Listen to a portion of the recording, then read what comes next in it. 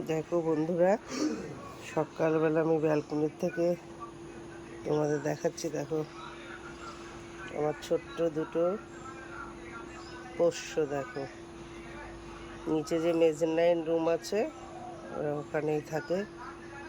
এই দেখো বিল্লু, বিল্লু, বিল্লু, বিল্লু, এই নিয়োগ, সিট, সিট। এই দেখো নিচে একজন ওদের সহোদর এসে জুটেছে। এই দেখো, আর এই যে এরা উপর থেকে এনে বিল্লু, আয়, আয়, আয়।